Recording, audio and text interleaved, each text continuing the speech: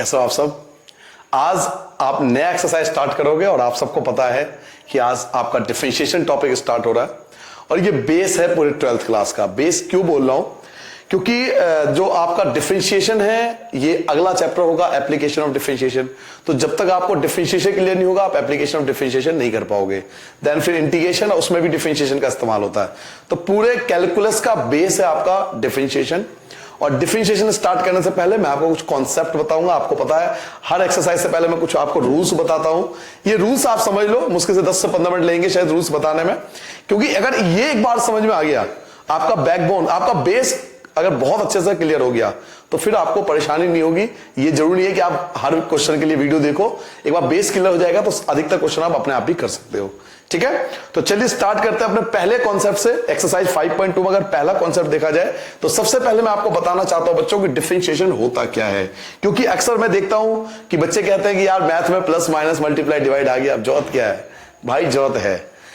Even physics का base है calculus. जब 11th क्लास में जो साइंस साइड के बच्चे भी पढ़ रहे होंगे उन्हें पता होगा कि डिफरेंशिएशन का बेसिक आपने फिजिक्स में भी पढ़ा होगा, डेरिवेटिव करना आपने फिजिक्स में पढ़ा था। क्योंकि आसपास का जो फिजिकल वर्ड है, चाहे वो फैन हो गया, चाहे वो एसी हो गया, चाहे आपके बाइक हो गए, इन सब में डेरिवेटिव का इस्तेमाल होता है। आपको कैसे, पहले इसका मीनिंग समझ लो बच्चों। डिफरेंशिएशन का मतलब होता है रेट ऑफ चेंज, यानी किसी ऑब्जेक्ट में किस रेट से चेंज हो रहा है, ये डिफरेंशिएशन बताता है।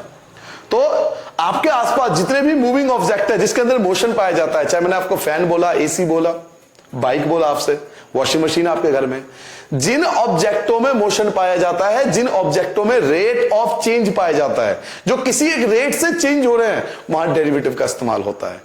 तो भाई ऐसी कोई चीज नहीं है अपने आसपास के फिजिकल वर्ल्ड अगर देखो ध्यान से, जो भी हमें लग्जरी आइटम मिला हुआ है अधिकतर चीजें उसमें डेरिवेटिव का इस्तेमाल जरूर होता है। तो इसलिए जानना डेरिवेटिव बहुत जरूरी है।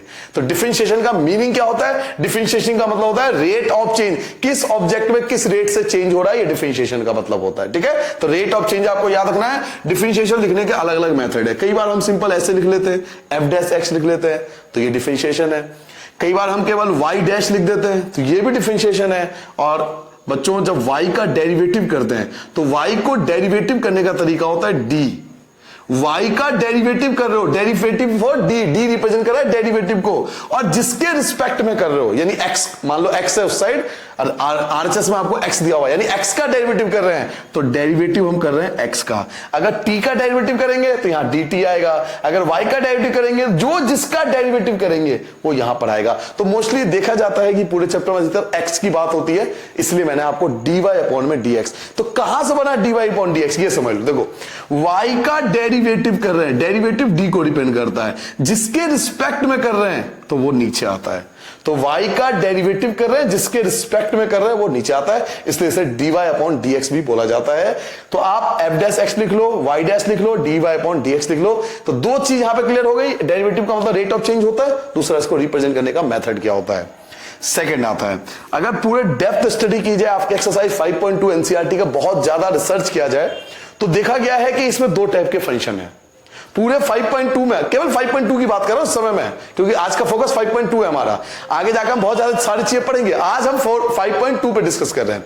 अगर बहुत ज्यादा रिसर्च किया जाए 5.2 पे तो आप देखोगे इसमें दो टाइप के फंक्शन है। एक आपका पॉलिनोमियल फंक्शन है और दूसरा आपका ट्रिग्नोमेट्रिक फंक्शन है। तो इस क्लास के अंदर, आज की क्लास में हम बेसिकली दो मेजर कॉन्सेप्ट पे डिस्कस करेंगे कि पॉलिनोमियल का डेरिवेटिव कैसे होगा और ट्रिग्नोमेट्रिक का डेरिवेटिव कैसे होगा। पहले मैं आता हूं पॉलिनोमियल का डिफरेंशिएशन कैसे होगा। तो डिफरेंशिएशन ऑफ पॉलिनोमियल फंक्शन, बेटा ये सब कॉपी में आपको नोट करना है। ये कॉन्सेप्ट है पॉलिनोमियल फंक्शन, आपको पॉलिनोमियल फंक्शन का डेरिवेटिव आना चाहिए। तो चलिए पॉलिनोमियल फंक्शन का डेरिवेटिव कैसे होता है मैं आपको कॉन्सेप्ट बाय बताता हूं। देखो पॉलिनोमियल फंक्शन के डेरिवेटिव के लिए एक फॉर्मूला यूज होता है। क्या फॉर्मूला होता है? जब डिफरेंशिएट करते हैं x की पावर n का, x की पावर n का जब डेरिवेटिव करते हैं बच्चों तो पावर हो जाती है वो आगे आ जाता है, पावर आपका प्रोडक्ट में आ जाता है। ये जो पावर है ये मल्टीप्लाई में आ जाएगा और एक पावर कम हो जाएगी। ये फॉर्मूला यूज होता है पॉलिनोमियल के फंक्शन के लिए। लेकिन यूजली क्या होता है, इसका यूज नहीं करना फॉर्मूले का, सिर्फ समझने के लिए ये करना है कि पावर जो होगा मल्टीप्लाई में आ जाएगा और एक पावर कम हो जाएगा। सर जी इसका मतलब क्या है? चलिए इसका मतलब मैं आपको एग्जांपल समझाता हूं कि ये जो फॉर्मूला इसका मतलब क्या है। मान लो मुझे डेरिवेटिव करना है बेटा, मुझे डिफरेंशिएट करना है एक्स स्क्वायर का, तो जो 2 है वो आपका प्रोडक्ट में आ जाएगा और 2 में से आपको 1 कम कर देना है, तो 1 हम लिखते नहीं, तो एक्स स्क्वायर का डेरिवेटिव क्या बनेगा 2x, क्योंकि 2 आपका आ गया प्रोडक्ट में और 2 में से 1 माइनस करोगे 1 बचेगा, 1 हम लिखते नहीं है। और एग्जांपल समझ लो, मान लो, चलो ये मिटा दूं, ये सब हटा दो ना, क्योंकि मुझे इसके एग्जांपल क्लियर करने, बहुत सारे एग्जांपल मैं देना चाहता हूं आपको। देखिए अभी इसके एग्जांपल चलना है बेटा, ठीक है, पॉलिनोमियल फंक्शन के एग्जांपल भी नोट करना है आपको। मान लो आपको डिफरेंशिएट करना है x की पावर 10 का, तो 10 को आगे ले आओ, 10 x की पावर 9। क्लियर हो गया क्या बोला मैंने? पावर को आपको आगे लाना है और एक पावर कम कर देना है, पावर को प्रोडक्ट में कन्वर्ट कर देना है और एक पावर कम कर देना है। चलिए एक और एग्जांपल ले लो, मान लो मुझे प्रोडक्ट डेरिवेटिव करना है x की पावर 5 का, तो 5 आगे आ जाएगा 5 और एक पावर कम कर दो 4 बचेगा। मान लो बेटा डेरिवेटिव करना आपको 2x की पावर 3 का, 2x की पावर 3 का डेरिवेटिव करना है, तो 3 आप आगे ले आओगे, तो जब 3 प्रोडक्ट में लाओगे तो 2 की मल्टीप्लाई 3 से हो जाएगा 6 हो जाएगा और एक पावर कम हो जाएगा यानी 2 बचेगा। मान लो आपको डिफरेंशिएशन करना है 5x की पावर 4 का डेरिवेटिव करना है, तो 4 तो आपका प्रोडक्ट में आ जाएगा, 4 आपका प्रोडक्ट में आ जाएगा, तो 5 की 4 से मल्टीप्लाई कर दो 20 और एक पावर कम कर दो यानी 3 बचेगा। आई होप आपको समझ में आ गया होगा। ये है पॉलिनोमियल का फंक्शन, ठीक है। अब मैं 2 या 3 एक साथ ले लेता हूं। मान लिया आपको डिफरेंशिएट करना है बेटा x की पावर 3 प्लस 5x की पावर 3, इन दोनों का एक साथ डेरिवेटिव करना है, तो घबराना नहीं है, बड़ा सिंपल तरीका है। पावर को आगे ले आओ तो 3x और एक पावर कम कर दो तो 2 बच गया, प्लस पावर को आगे ले आओ, पावर को प्रोडक्ट में ले आओ तो 5 3 जा 15 और एक पावर कम कर दो x स्क्वायर। सिंपल, समझ में आ गया। ऐसे 10 फंक्शन भी हो तो भी घबराना नहीं है। चलो मैं एक डेरिवेटिव कर लेता हूं, 5x की पावर 4 माइनस 2x की पावर 7 प्लस 5x की पावर 2, इस तीनों का एक साथ डेरिवेटिव कर लेता हूं, ठीक है बेटा। तो देखिए डेरिवेटिव कैसे होगा, आप 4 को आगे ले आओगे, इन दोनों की मल्टीप्लाई करो 20x, एक पावर कम कर दोगे 3, माइनस पावर को आगे ले आओगे तो 2 की 7 से मल्टीप्लाई 14, एक पावर कम कर दो 6, पावर को आगे ले आओगे 5 2 जा 10 और एक पावर कम कर दोगे तो 1 हम लिखते नहीं है, तो ये इसका डेरिवेटिव हो गया। इसे बोलता है पॉलिनोमियल का डेरिवेटिव। ये केवल बेसिक कॉन्सेप्ट है, मैंने आपसे कहा ना पहले आपको बेसिक कॉन्सेप्ट समझना है। थोड़ी देर एक बार बेसिक कॉन्सेप्ट आपको आ जाएगा, देन हम एक्सरसाइज पाएंगे। पहले क्लियर हो गया। चलिए जी, अब डिफरेंशिएशन जब पॉलिनोमियल का फंक्शन का करते हैं तो एक चीज याद रखना, इसी के अंदर ये सब आपको नोट करना है, सब कुछ नोट करना है, कॉन्सेप्ट में सब कुछ नोट कर लेना है, क्योंकि ये काम आएगा आप आगे। देखिए आप याद रखना बेटा, जब किसी कांस्टेंट का डेरिवेटिव करेंगे तो उसका आंसर 0 होगा। किसी कांस्टेंट का डेरिवेटिव 0 होता है। कहोगे सर जी 0 क्यों होता है, रीजन तो बताओ ना। कांस्टेंट का डेरिवेटिव 0 क्यों है, रीजन क्या है? एक बार बताओ, डेरिवेटिव का मतलब क्या बताया था? डेरिवेटिव का मतलब होता है रेट ऑफ चेंज, यानी जिन ऑब्जेक्टों में चेंज होगा, रेट ऑफ चेंज, जिन ऑब्जेक्टों में मोशन हो रहा है उसी का डेरिवेटिव किया जा सकता है। और आप डेरिवेटिव किसका करो? कांस्टेंट का। कांस्टेंट मतलब जो अपनी जगह पे फिक्स है, कांस्टेंट का मतलब जो अपनी जगह फिक्स है, यानी उसमें रेट ऑफ चेंज नहीं है, और जब रेट ऑफ चेंज नहीं है तो उसका डेरिवेटिव 0 होगा, इसलिए हम 0 लिख देते हैं। क्लियर हो गया। ऐसे ही मुझे मान लो किसी का डेरिवेटिव करना है 5 का तो आंसर 0 आ जाएगा, डेरिवेटिव आपको करना है 3 का तो आंसर 0 आ जाएगा, डेरिवेटिव आपको करना है 2 का तो आंसर आपका 0 हो जाएगा। क्यों? क्योंकि ये सब कांस्टेंट है, इनके साथ x नहीं है ना। अगर इनके साथ x नहीं है, सिंपल एक नंबर, कोई नंबर आपको गिवन हो, कोई भी 2 3 4 5 गिवन हो, तो उन सब का डेरिवेटिव 0 होगा, क्योंकि ये सब कांस्टेंट है। कांस्टेंट का डेरिवेटिव 0 होता है क्योंकि डेरिवेटिव का होता है रेट ऑफ चेंज, और कांस्टेंट में कोई रेट ऑफ चेंज नहीं होता है, इसलिए उसका आंसर 0 लिखते हैं। ठीक है, तो ये भी पॉलिनोमियल फंक्शन के अंदर ही याद रखना कि कांस्टेंट का डेरिवेटिव ही 0 होता है। ठीक है भाई साहब। अब आता है ट्रिग्नोमेट्रिक का डेरिवेटिव। पहले आप एक बार बेसिक कॉन्सेप्ट सीख लो, 6 बेसिक कॉन्सेप्ट आपको बताऊंगा, ये क्लियर हो गया तो फिर आपको एक्सरसाइज में बहुत मजा आएगा। तीसरा, अब मैं बात करता हूं ट्रिग्नोमेट्रिक फंक्शन की। ट्रिग्नोमेट्रिक फंक्शन का डेरिवेटिव देखो बेटा, ट्रिग्नोमेट्रिक फंक्शन का डेरिवेटिव कैसे करते हैं, ध्यान सुनना बेटा। पहले आप फॉर्मूला याद कर लो, साइन का डेरिवेटिव कॉस होता है। साइन का डेरिवेटिव क्या होता है? कॉस। आप कहोगे क्यों होता है? याद करो 11th क्लास आपने करा था ये क्वेश्चन, फर्स्ट प्रिंसिपल याद करो। फर्स्ट प्रिंसिपल से सारे प्रूफ किए जा सकते हैं कि साइन का डेरिवेटिव कॉस क्यों होता है, और ये 11th क्लास में था। सर जी आप 11th क्लास की बात कर ले तो यही दुख दर्द हो जाता है, हमारे मन को छेद लग जाती है कि सर जी आप 11th की बात मत क्या करो। ठीक है भाई, 11th को साइड कर देता हूं। ठीक है, साइन का डेरिवेटिव कॉस होता है, कॉस एक्स का डेरिवेटिव बेटा माइनस साइन एक्स होता है। ये भी सब ट्रिग्नोमेट्री के सारे क्वेश्चन जो जितने भी आंसर आएंगे ना, ये सब डेरिवेटिव, ये सब फर्स्ट प्रिंसिपल से निकालते हैं। फर्स्ट प्रिंसिपल आपने 11th क्लास में पढ़ा था, फिर बोल रहा हूं फर्स्ट प्रिंसिपल आपने 11th क्लास में पढ़ा था। 11th क्लास में आपने करे थे प्रूव, फर्स्ट प्रिंसिपल से सारे फॉर्मूले प्रूव किए जा सकते हैं। यहां पे आवश्यकता नहीं है, वो हम 11th में छोड़ के आए हैं, हमें जरूरत नहीं है इसको प्रूव करने की। मैं बस आपको बता रहा हूं, कोई बच्चा मेरे से मन में आया कि सर जी साइन का डेरिवेटिव आपने कॉस बता दिया, क्या सबूत है, क्या प्रूफ है? 11th भाई कॉमर्स साइंस के बच्चे हो ना, प्रूफ बहुत ज्यादा मांगते हो, तो ये फर्स्ट प्रिंसिपल से प्रूफ किया जा सकता है, जो हमने 11th में पढ़ा था। अभी हम 12th में ऐसा कोई डिस्कस नहीं करेंगे, क्योंकि ये 11th क्लास में हो चुका है सब कॉन्सेप्ट। तो साइन का डेरिवेटिव कॉस होता है, कॉस का डेरिवेटिव माइनस साइन होता है।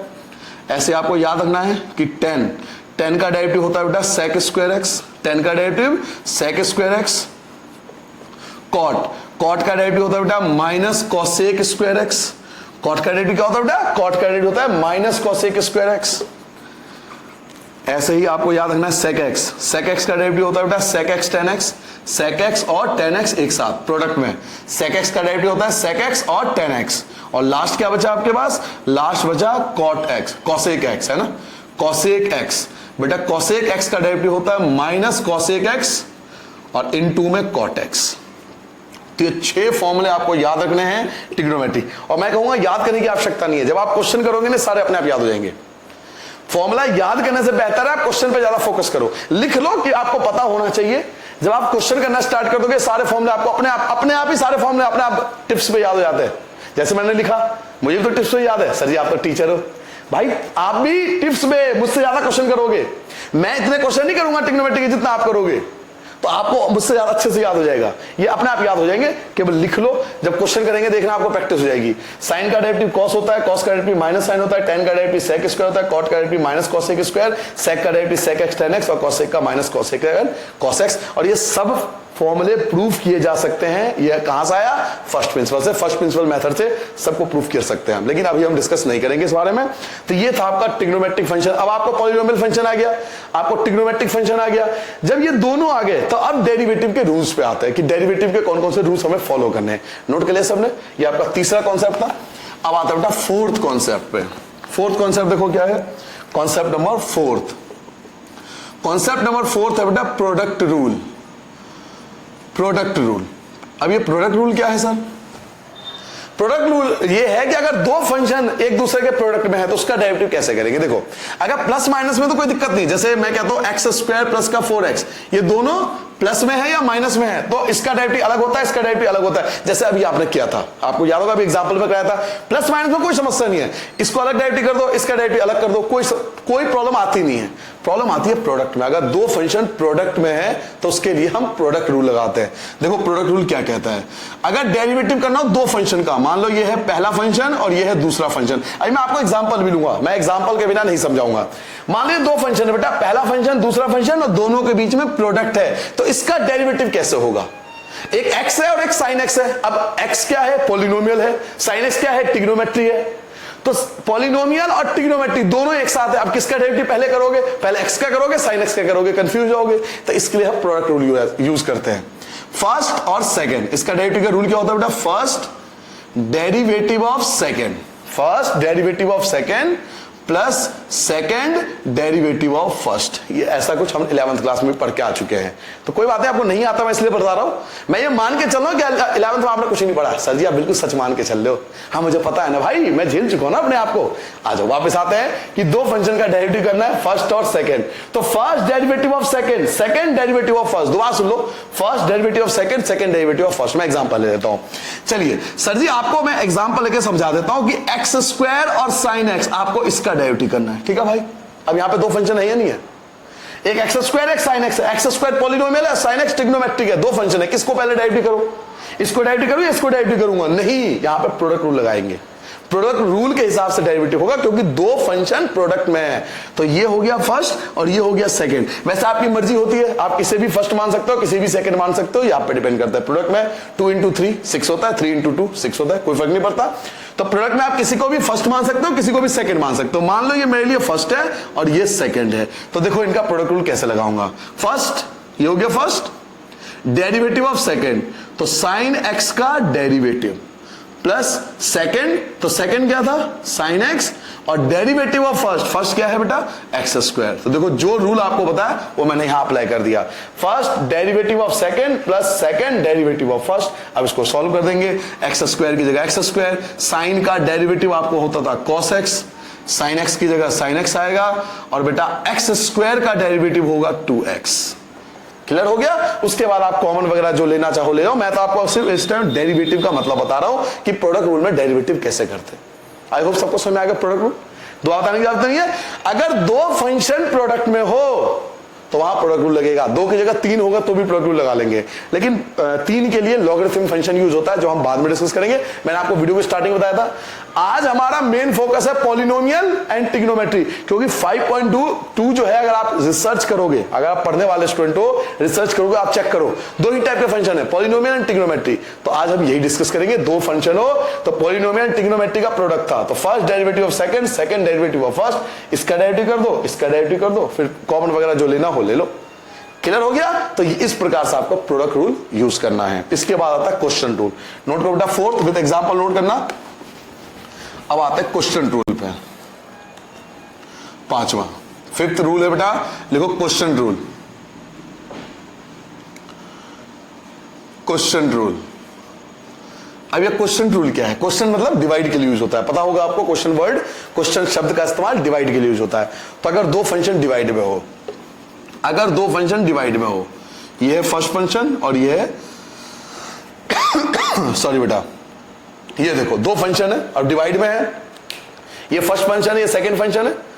हमेशा याद रखना, नीचे वाला को फर्स्ट फंक्शन होगा, ऊपर वाला सेकंड फंक्शन होगा। अगर दो फंक्शन डिवाइड में हो तो उसका डेरिवेटिव कैसे करेंगे, इसके लिए क्वेश्चन रूल यूज करते हैं।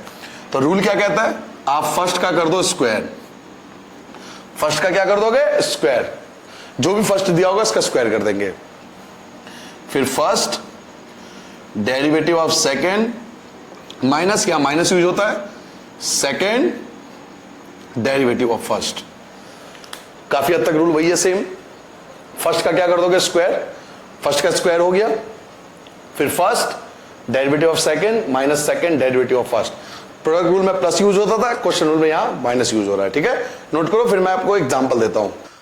चलो बेटा, अब एक एग्जांपल ले लेते हैं क्वेश्चन रूल का, एक एग्जांपल लेके देखते हैं कि ये रूल कैसे अप्लाई होता है। मान लो अब आपके पास डेरिवेटिव आपको करना है, डिफरेंशिएट करना है बेटा साइन एक्स अपॉन में एक्स। ठीक है, क्वेश्चन रूल लगेगा क्योंकि डिवाइड में है, तो ये आपके लिए फर्स्ट फंक्शन होगा, ये आपके लिए सेकंड फंक्शन, ये फर्स्ट है और ये सेकंड है, तो रूल अप्लाई करो। पहले फर्स्ट वाले का स्क्वायर, स्क्वायर कर दिया, फिर क्या बताया था, first derivative of second minus second derivative of first. Clear हो गया। फर्स्ट वाले का स्क्वायर कर दोगे, first derivative of second, second derivative of first. जो क्वेश्चन रूल आपको बताया था वो यहां पे अप्लाई कर दिया। अब इसको सॉल्व करो, एक्स की जगह एक्स आएगा, साइन एक्स का डेरिवेटिव कॉस एक्स होता है, माइनस साइन एक्स की जगह साइन एक्स आएगा, एक्स का डेरिवेटिव 1 होता है। क्यों एक्स का डेरिवेटिव 1 क्यों होता है, देखो प्रूफ देख लो, एक्स की पावर 1 है, अगर भाई एक्स की पावर कुछ नहीं तो 1 होगा, एक्स का डेरिवेटिव 1 क्यों होगा बताता हूं। तो अगर डेरिवेटिव करोगे तो 1 आगे आ जाएगा, 1 एक्स, और 1 में से 1 माइनस करोगे तो 0, और किसी की पावर 0 हो तो 1 होता है, 1 की 1 से करोगे तो 1, इसलिए x का डेरिवेटिव हमेशा 1 होता है। आगे मत पूछना, इसलिए अभी आपको बता दिया। तो x का डेरिवेटिव क्या आ गया, 1, तो 1 लिख के फायदा नहीं, क्योंकि sin x की 1 से करोगे sin x आएगा, अपॉन में क्या है एक्स स्क्वायर, ये आपका आंसर आ जाएगा। क्लियर हो गया। तो इस प्रकार से क्वेश्चन रूल अप्लाई करना है, बाकी क्वेश्चन डिस्कस बाद में करेंगे, अभी तो सिर्फ एग्जांपल के रूप में आपको नोट करना है कि क्वेश्चन रूल हमें इस प्रकार से अप्लाई करना है। पहले रूल नोट करना है, ये रूल हो गया क्वेश्चन रूल का, और एक एग्जांपल भी, ताकि आपको यूज करना आना चाहिए, रिवीजन करोगे तब आपको फायदा होगा, इन चीजों का। ठीक है जी। तो अब आपका प्रोडक्ट रूल हो गया, अब आपका क्वेश्चन रूल हो गया, अब आते बच्चों चेन रूल पे। और ये चेन रूल जो है वो पर्टिकुलरली 12th क्लास में है, 11th क्लास में इसके बारे में नहीं था। तो चलिए रूल नंबर 6 लिखो बेटा, चेन रूल। ये चेन रूल क्या है, ये पूरे चैप्टर में आपको यूज करना पड़ेगा। लिखो बेटा chain rule. Chain rule, chain आपने देखे ना, एक के बाद एक कड़ी जुड़ी होती है उसके अंदर, उसमें एक के बाद एक कनेक्टेड होता है आपस में। चेन रूल, चेन रिएक्शन भी आपने पढ़ा होगा साइंस में शायद। तो चेन रूल का मतलब क्या है कि जब फंक्शन आपस में जुड़ा रहेगा, एक फंक्शन दूसरे फंक्शन से कनेक्टेड है, तो उस केस में हमें चेन रूल अप्लाई होता है। देखो चेन रूल कैसे अप्लाई करते हैं ये आपको सिखाता हूं। मान लो बेटा डेरिवेटिव हमें करना है साइन और एक्स स्क्वायर का डेरिवेटिव करना है। ध्यान से देखो, साइन और एक्स स्क्वायर का डेरिवेटिव करना है। तो पहले डेरिवेटिव साइन का होगा, केवल साइन का डेरिवेटिव होगा। स्टार्टिंग यहां से कर रहे हो ना, तो पहले साइन का डेरिवेटिव होगा। साइन का डेरिवेटिव क्या होता है? कॉस होता है। ठीक है, ये ऐसे रहेगा, इसमें कोई चेंज नहीं होगा, क्योंकि आपने डेरिवेटिव साइन का करा ना, इसका थोड़ी करा है। पहले डेरिवेटिव साइन का हुआ, ये जैसा था उसे एज इट इज रख दिया। अब फिर से डेरिवेटिव होगा। अब किसका डेरिवेटिव होगा? अब डेरिवेटिव होगा अगले फंक्शन का, और नेक्स्ट फंक्शन क्या है? X square. इसलिए इसको चेन रूल बोलते हैं। पहले फंक्शन का डेरिवेटिव हुआ, देखो जब एक बार डेरिवेटिव हो गया, फिर दूसरे फंक्शन का डेरिवेटिव होगा। तो ये तो एज इट इज रहेगा, कॉस एक्स स्क्वायर। और एक्स स्क्वायर का डेरिवेटिव आप जानते हो 2x होता है। पावर आगे आ जाती है ना, पावर आगे आ गई और एक पावर कम हो गया तो 2x। तो इसको लिखेंगे 2x इंटू में cos x स्क्वायर, ये आपका आंसर हो जाएगा।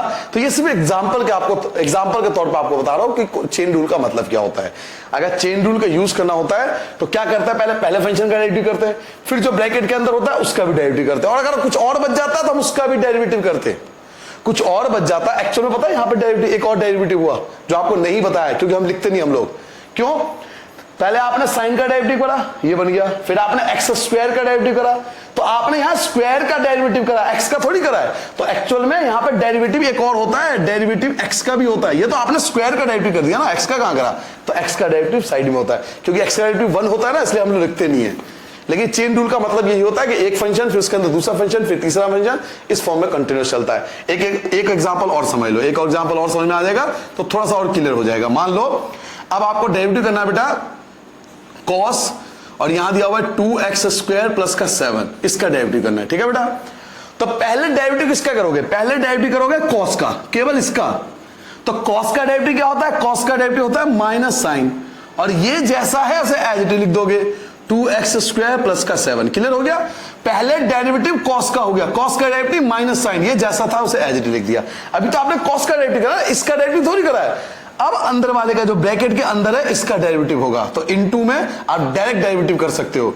तो 2x स्क्वायर, पावर 2 आगे आ जाएगी, 2 2 जा 4, और एक पावर कम हो तो x, 4x होगा, और प्लस 7 का डेरिवेटिव प्लस 7 क्या है? कांस्टेंट है, और कांस्टेंट का डेरिवेटिव क्या होता है? 0 होता है। तो इन सब की मल्टीप्लाई 4x से करोगे तो minus 4x sign 2x square plus 7 जो होगा वो आपका रिक्वायर्ड आंसर हो जाएगा। तो ये सिर्फ एक बेसिक आइडिया देने के लिए आपको बताया, बाकी क्वेश्चन में डिस्कस कर लेंगे बाकी चीजें। ठीक है, अभी आपको केवल ये 6 रूल आपको बताया। बच्चों के लिए 6 रूल की प्रैक्टिस बहुत अच्छे से हो जाए ना इंसान के अंदर, तो मैं कहता हूं 90% डेरिवेटिव ये खत्म कर देता है।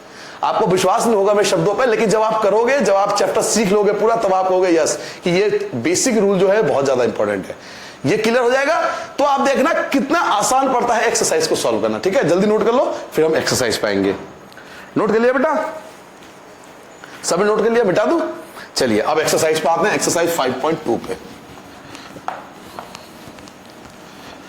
देखो एक्सरसाइज 5.2 का बेटा पहला क्वेश्चन, फर्स्ट क्वेश्चन देखो आपके स्क्रीन पर, देखो आपको डिफरेंशिएट करना है। और किसका डिफरेंशिएट करना है? 5.2 का फर्स्ट क्वेश्चन। हर बार आप लेट y कर लेना। लेट y मतलब y हमने फंक्शन को मान लिया, साइन एक्स स्क्वायर प्लस 5, इसका डेरिवेटिव। ठीक है बेटा, इसका हमें डेरिवेटिव करना है। तो जो भी फंक्शन दिया उसको y लेट कर लिया करो कि y को डिफरेंशिएट करना है, क्योंकि हैबिट बन जाती है इससे अच्छी। चलिए जी, कभी भी डिफरेंशिएट करोगे तो यहां देखो x है, तो हमेशा क्या लिखोगे? Differentiate with respect to x।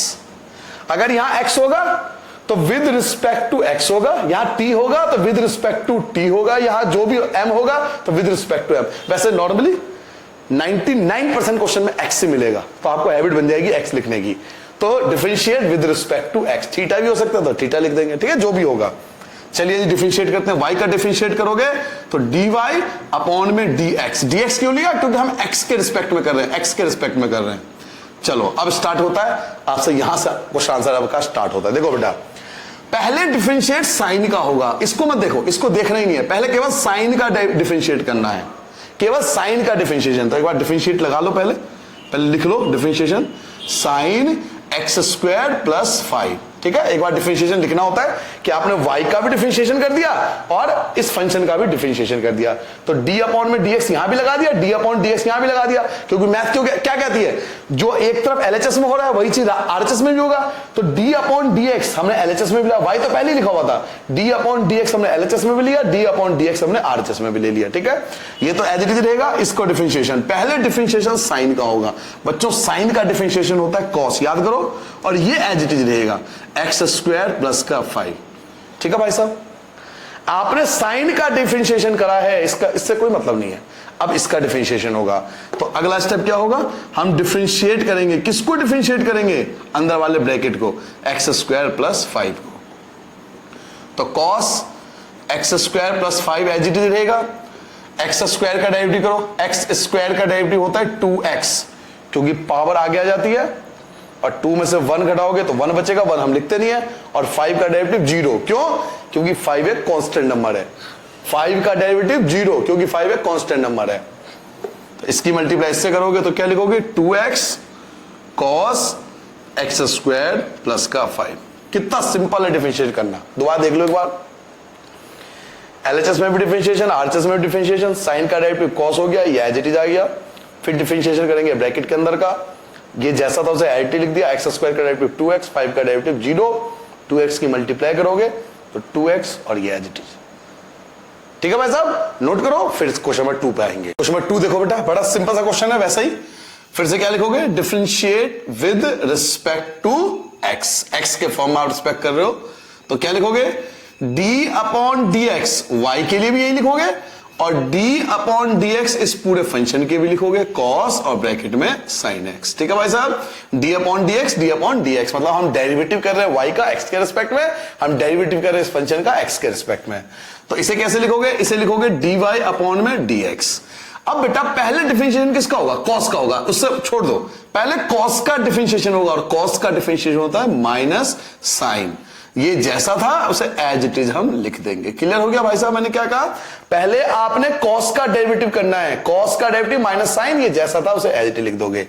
उसके बाद इनटू में डेरिवेटिव करना है नेक्स्ट का, अगले का।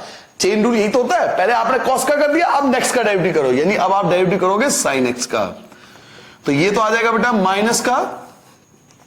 माइनस का साइन, और ब्रैकेट में sin x आ गया, इनटू में अब sin x का डेरिवेटिव, और sin x का डेरिवेटिव cos x होता है, तो sin का डेरिवेटिव cos x हो गया।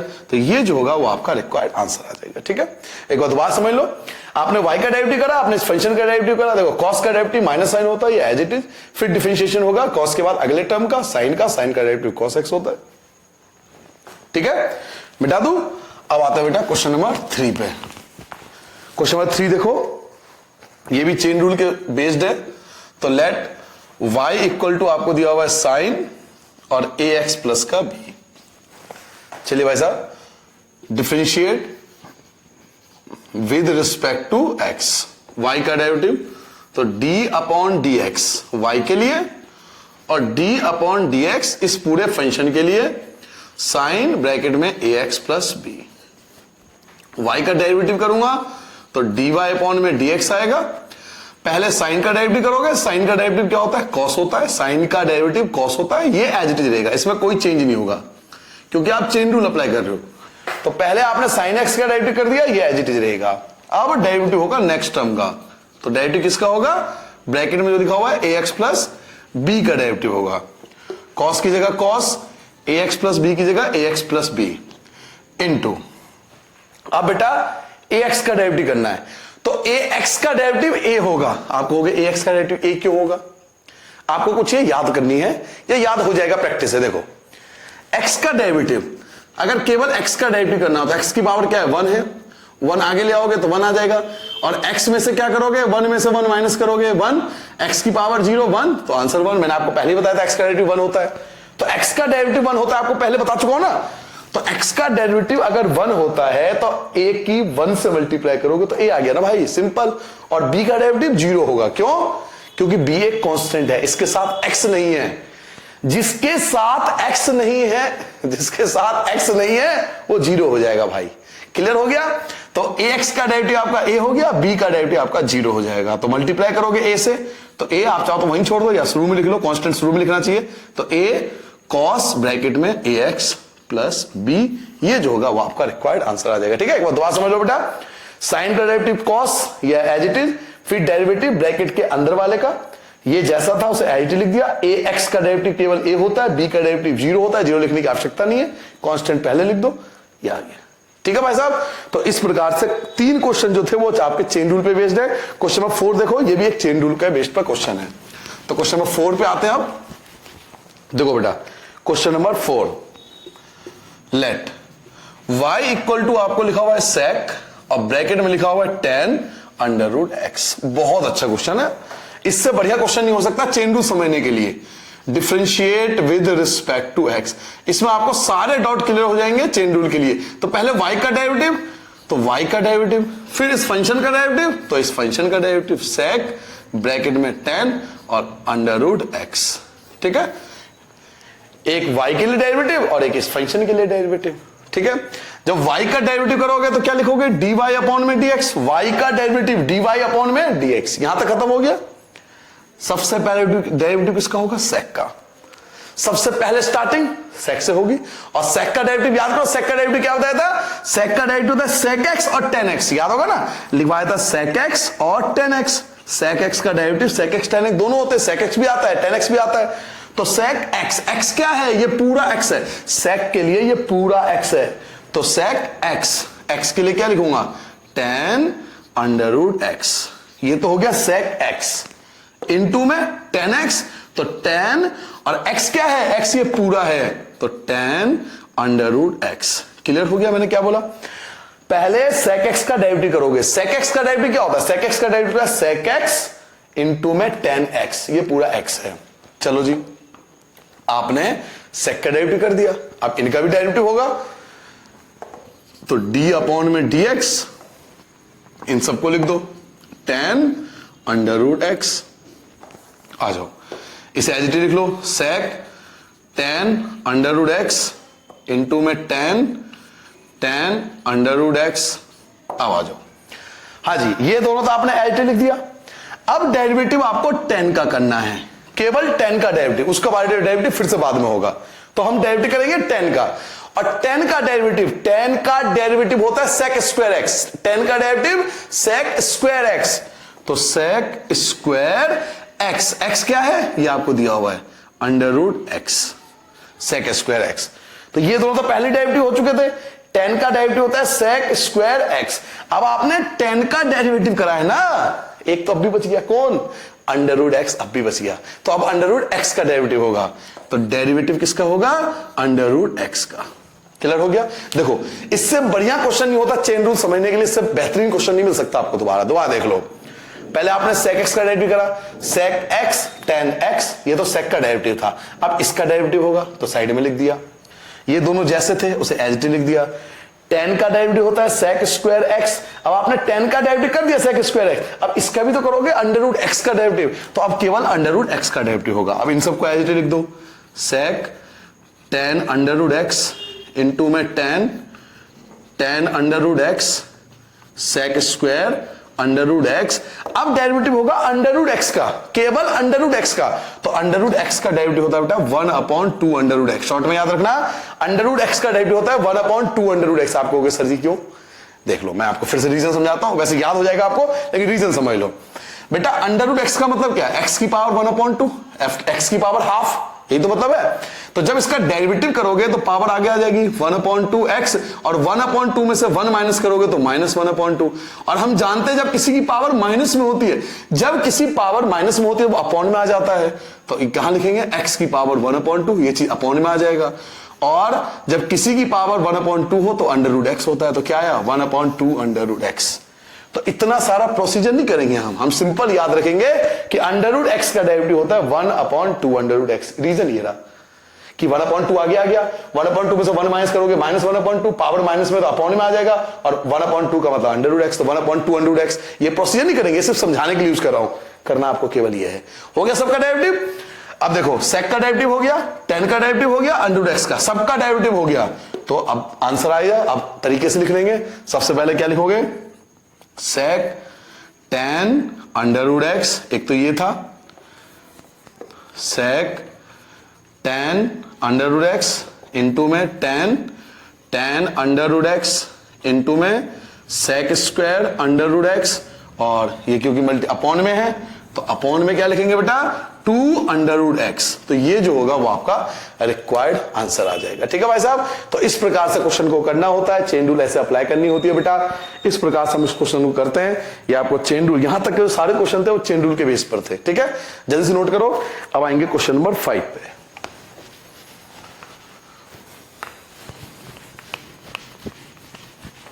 चलो बेटा क्वेश्चन नंबर 5 देखते हैं। क्वेश्चन नंबर 5 देखो अपॉन में है, तो क्वेश्चन देखते ही आपको पता लगना चाहिए यहां पे क्वेश्चन रूल लगेगा। कोई भी चीज अगर अपॉन में है डेरिवेटिव में, तो आपको याद रखना है कि क्वेश्चन रूल लगेगा। रूल्स आपको पहले बता चुका हूं। तो ये आपके लिए क्या होगा, ये आपके लिए फर्स्ट फंक्शन है और ये आपके लिए सेकंड फंक्शन है, और ये बात आपको अंडरस्टिमेट करके रखना है, अपने अंदर याद रखना है कि फर्स्ट और सेकंड फंक्शन क्या होता है। तो चलिए क्या कर लिखेंगे, सबसे पहले differentiate with respect to X. y का डेरिवेटिव करोगे dy अपॉन में dx, और इसका डेरिवेटिव करेंगे, क्वेश्चन रूल लगेगा। क्वेश्चन रूल में क्या बताया था सबसे पहले कि जो फर्स्ट फंक्शन होगा आपको उसका स्क्वायर करना है, तो cos का स्क्वायर करोगे तो cos स्क्वायर आपका cx प्लस डी आ जाएगा। ठीक है, जो फर्स्ट फंक्शन होगा उसका स्क्वायर करना है, तो फर्स्ट फंक्शन का आपने स्क्वायर कर दिया। अब जो फर्स्ट फंक्शन है वो एज इट इज लिख दो, फर्स्ट, ये आ गया फर्स्ट आपका, डेरिवेटिव ऑफ सेकंड, सेकंड का डेरिवेटिव, आपको सेकंड का डेरिवेटिव करना है।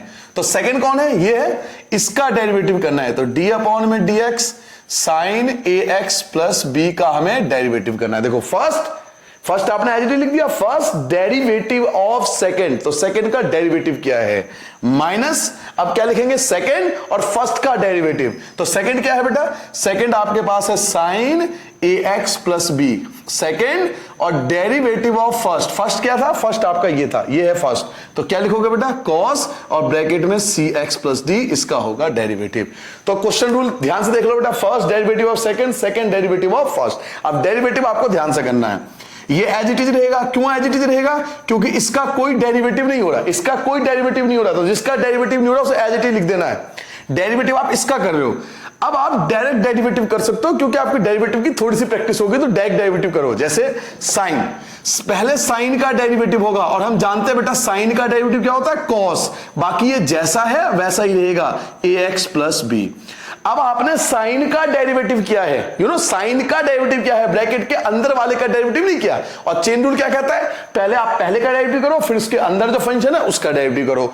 तो जब आप ax का डेरिवेटिव करोगे, तो मैंने आपको पहले भी बताया था पिछले क्वेश्चन में कि ax का डेरिवेटिव a होता है, क्योंकि x का डेरिवेटिव 1 होगा, तो a की 1 से मल्टीप्लाई a आ जाएगा, और b का डेरिवेटिव 0, तो 0 लिखने की आवश्यकता नहीं आपको, माइनस की जगह माइनस, ये एज इट इज रहेगा। क्यों एज इट इज रहेगा, क्योंकि हमें इसका डेरिवेटिव नहीं करना। अब डेरिवेटिव किसका करना है, पहले करना है cos का डेरिवेटिव, पहले cos का डेरिवेटिव करना है, और cos का डेरिवेटिव क्या होता है, cos का डेरिवेटिव होता है माइनस साइन x। cos का डेरिवेटिव आपको करना है बच्चों, cos का डेरिवेटिव क्या होता है, माइनस साइन x। तो या तो यहां पे लिख लो माइनस साइन x, या डायरेक्ट इसे प्लस कर दो, या तो यहां माइनस लिख दो या फिर इसे डायरेक्ट प्लस कर दो, क्योंकि ये वाला माइनस और ये वाला माइनस मल्टीप्लाई में तो ऐड हो जाएगा, प्लस का साइन आ जाएगा। तो cos का डेरिवेटिव हो गया साइन, और ये आपको एज लिखना पड़ेगा cx प्लस डी। अब आपने cos का डेरिवेटिव कराया, अंदर वाले का डेरिवेटिव नहीं करा अभी, तो अब अंदर वाले का डेरिवेटिव करोगे, तो cx का डेरिवेटिव क्या होगा, c होगा, cx का डेरिवेटिव क्या होगा, c होगा, क्योंकि x का डेरिवेटिव 1 होता है और d का डेरिवेटिव 0, तो लिखने की आवश्यकता नहीं है, तो c बचेगा। अपॉन में आ जाओ, अपॉन में क्या लिखोगे, अपॉन में आप लिखोगे cos square cx plus D. ठीक है भाई, नोट कर लिया। चलिए अब आप पे डिपेंड करता है, कई बार क्या होता है यहीं पे छोड़ दो, तो यहां पे छोड़ दो तो भी मार्क्स नहीं कटेंगे, लेकिन यूजुअली अगर आपको एग्जैक्ट आंसर मैच करना है तो क्या करोगे, फर्स्ट को, ये पूरा फर्स्ट है, ये कंप्लीट फर्स्ट है, इसको सेपरेट कर लो, और जो सेकंड है उसको सेपरेट कर लो, फर्स्ट को अलग कर लो, सेकंड को अलग कर लो। इससे क्या होगा, देखो ध्यान से, जब आप फर्स्ट को डेरिवेटिव करो, सेपरेट करोगे, तो एक कॉस से एक कॉस कट जाएगा, क्योंकि cos cx प्लस डी ये भी है, cos cx प्लस डी ये भी है, तो एक कॉस से एक कॉस तो कट गया। ऊपर क्या बचा, ऊपर आपके बचा a, एक तो ये वाला a बचा, और क्या बचा, cos ax प्लस b बचा, एक तो ये वाला a बच गया, और साथ में cos ax प्लस b, और अपॉन में भी तो cos बचा, तो वो अपॉन वाला cos जब आप ऊपर लाओगे, cos को जब ऊपर लाओगे तो वो किस में कन्वर्ट हो जाएगा, वो sec में कन्वर्ट हो जाएगा। cos को आप ऊपर लाओगे तो वो sec में कन्वर्ट हो जाएगा। क्लियर हो गया मैं क्या कह रहा हूं, दोबारा देखो, एक cos से एक cos कैंसिल, यानी एक cos अभी बच गया, ए cos ax प्लस बी, पहले ये लिख लिया, और ये जो cos बच गया इसका रेसिप्रोकल करोगे, उसका उल्टा करोगे तो sec हो जाएगा, ठीक है। प्लस अब इसको अलग करो, जब इसके अपॉन में ये लाओगे तो ध्यान से देखो, ax प्लस बी अकेला है, यहां तो है नहीं ax प्लस बी, तो एक तो c लिखेंगे पहले, ये c आ जाएगा, और साथ में क्या लिखोगे, sin ax प्लस बी लिखेंगे, ठीक है जी, sin ax प्लस बी आ गया।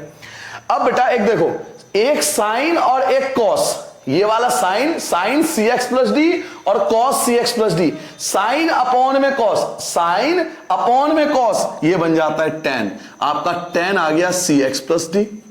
भाई साइन अपॉन में कॉस, ये बन गया tan c x plus d, लेकिन एक कॉस तो अभी बच गया, एक साइन और एक कॉस मिलकर टेन बन गया, लेकिन एक कॉस तो अभी बच रहा है ना, इस कॉस को आप रेसिप्रोकल करो तो ये फिर से क्या बन जाएगा, सेक सी एक्स प्लस का डी, ठीक है भाई साहब। अपॉन में कुछ बचा नहीं बचा, क्यों नहीं बचा, क्योंकि इसको तो हम सॉल्व कर चुके हैं, तो ये लगाने की आवश्यकता नहीं है, ये आपका रिक्वायर्ड आंसर आ जाएगा, ठीक है। एक बार दुआ देख लो, दोनों को सेपरेट कर लिया, फर्स्ट को सेपरेट कर लिया, सेकंड को सेपरेट कर लिया, तो एक कॉस कट गया, कॉस ax प्लस बी और एक ये एज इट इज लिख दिया, कॉस का रेसिप्रोकल करोगे सेक बन जाएगा, साइन ax प्लस बी अपनी जगह है, सी भी अपनी जगह है, एक साइन और एक कॉस मिलकर टेन बन गया, एक कॉस अभी बच गया, कॉस का रेसिप्रोकल करोगे सेक आ जाएगा, ठीक है। तो ये जो होगा वो आपका रिक्वायर्ड आंसर होगा इस क्वेश्चन का, इस क्वेश्चन नंबर 5 का जो होगा ये रिक्वायर्ड आंसर होगा, ठीक है बेटा। पहले ध्यान से नोट करो और वीडियो को पॉज करो, कोशिश करो ये क्वेश्चन खुद करने की, क्योंकि इससे क्वेश्चन रूल आपकी प्रैक्टिस हो जाएगी, ठीक है। जल्दी नोट करो, फिर क्वेश्चन नंबर 6 पे आएंगे।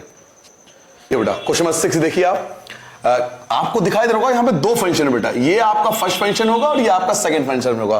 वैसे ये आप पे डिपेंड करता है, आप किसी को भी फर्स्ट ले सकते हैं, किसी को भी सेकंड फंक्शन ले सकते हैं, ये बात मैं आपको पहले ही बता चुका हूं, क्योंकि प्रोडक्ट में क्या होता है कि दो नंबर्स आगे पीछे होंगे, कोई फर्क नहीं पड़ता, तो आप किसी को भी फर्स्ट फंक्शन ले लो, किसी को भी सेकंड फंक्शन ले लो। तो अगर आपका ये फर्स्ट फंक्शन है और ये सेकंड फंक्शन है तो यहां लगेगा product rule, first derivative of second, second derivative of first, तो आपको प्रोडक्ट रूल लगाना पड़ेगा। तो चलिए लिखने की आवश्यकता नहीं है कि आपने किसे फर्स्ट और किसे सेकंड लिया है, वो जब आप फॉर्मूला लगाओगे तो अपना आप दिख जाएगा।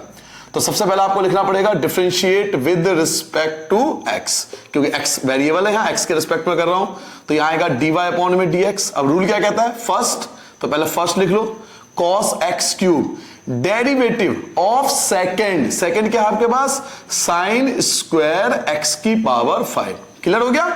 First derivative of second, first derivative of second, फिर plus second, second as it is लिख लो, साइन स्क्वायर x की power 5 second, and derivative of first, और फर्स्ट क्या है बेटा, फर्स्ट आपके पास है cos x क्यूब, क्लियर हो गया भाई साहब। अगेन दोबारा देख लो, first derivative of second, second derivative of first, ठीक है। अब फॉर्मूले को अप्लाई करते हैं, cos x cube as it is रहेगा।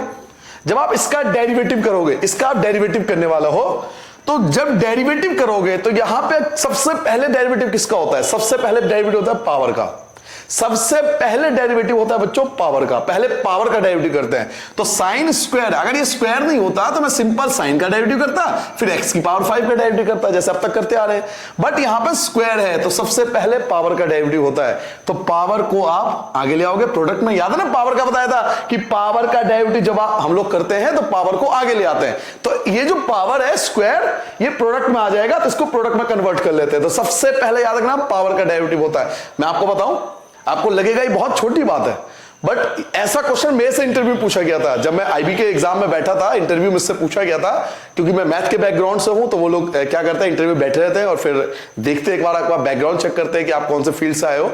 तो क्योंकि मैं मैथ के बैकग्राउंड से था, तो उन्होंने यही पूछा था मुझसे, इंटरव्यू में पूछा गया था कि किसी भी आपको डेरिवेटिव एक फंक्शन दिया हुआ है जिसमें ट्रिग्नोमेट्रिक भी है, पॉलिनोमियल भी है, कंपोजिट भी है, तो सबसे पहले आप डेरिवेटिव किसका करोगे, तो याद रखना उसका आंसर भी यही था कि सबसे पहले कंपोजिट यानी पावर का डेरिवेटिव होता है, सबसे पहले हमें पावर का ही डेरिवेटिव करना होता है किसी भी फंक्शन के अंदर, डेरिवेटिव का ही रूल है, तो पहले आप पावर को डेरिवेटिव करोगे, ठीक है। तो ये जो 2 है वो आगे आ जाएगा, पहले आपको 2 को आगे लाना है, तो 2 आपका आगे आ जाएगा, 2 दो पावर आगे आ गई, 2 में से एक पावर कम करोगे तो 1, और 1 हम लिखते नहीं है, बाकी जैसा है वैसे लिख दोगे, साइन x की पावर 5। देखिए अभी आपने केवल पावर का डेरिवेटिव करा, ये जो 2 था इसका डेरिवेटिव करा, 2 आ गया प्रोडक्ट में, 2 में से 1 गया तो 1 बचा, 1 हम लिखते नहीं, x की पावर 5। तो अभी आपने पावर का डेरिवेटिव करा है, लाल मेरे बच्चे, अभी आपने केवल पावर का डेरिवेटिव करा है। अब आप किसका डेरिवेटिव करोगे?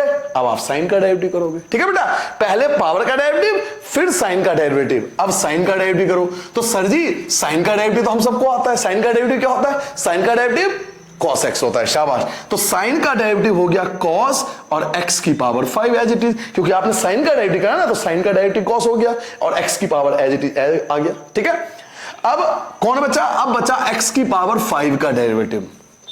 तो x की पावर 5 का डेरिवेटिव आपको आता है, पावर का डेरिवेटिव फिर से, तो पावर आगे आ जाएगा, तो 5x की पावर 4, पावर एक कम हो जाती है ना, तो 5x की पावर 4 सबका डेरिवेटिव हो गया।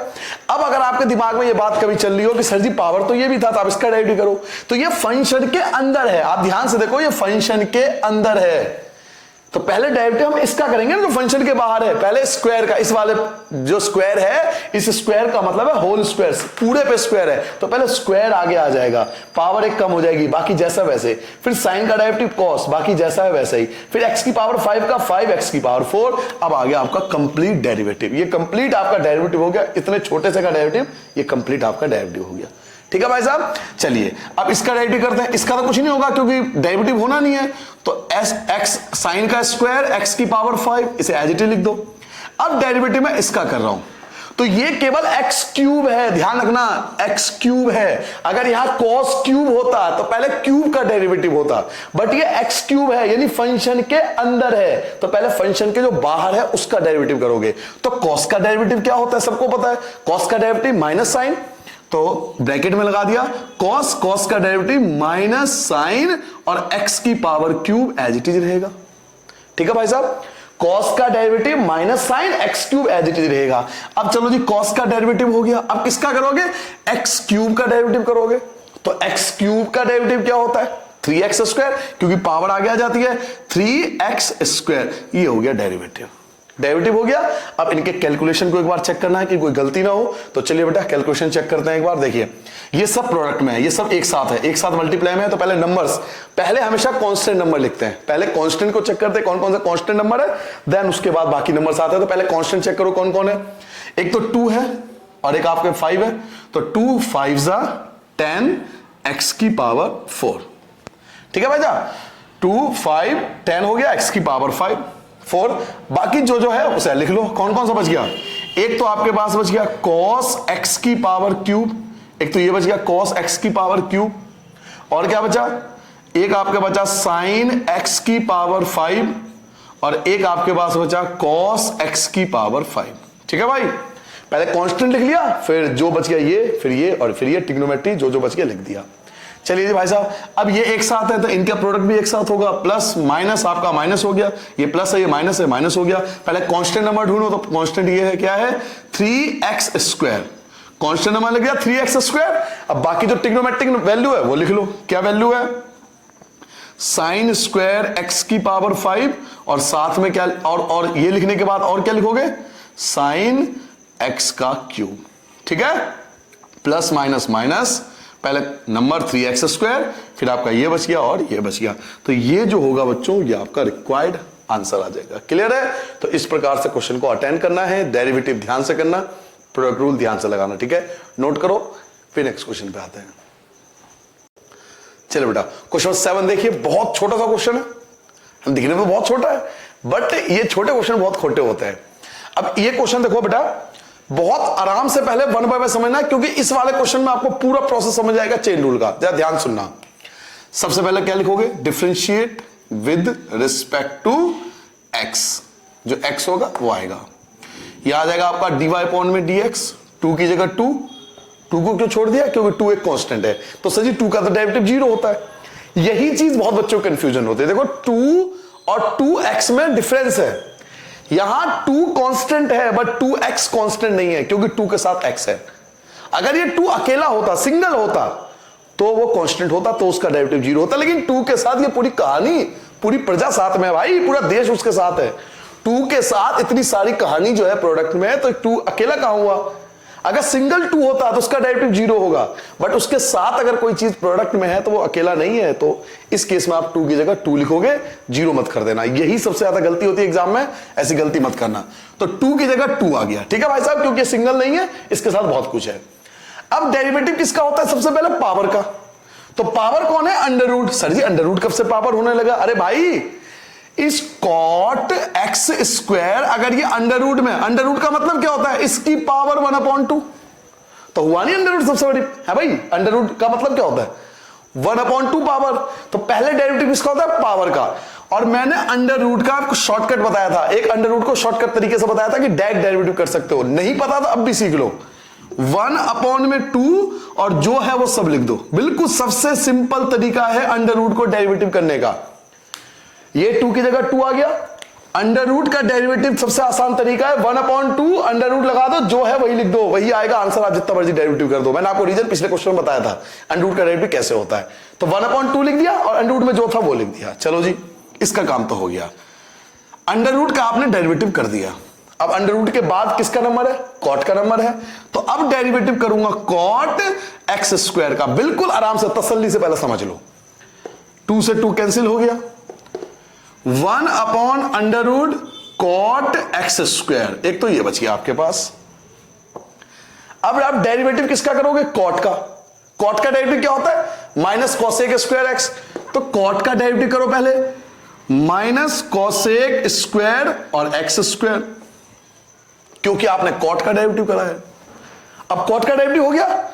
अब किसका डेरिवेटिव होगा? अब उसके अंदर जो फंक्शन है यानी एक्स स्क्वायर।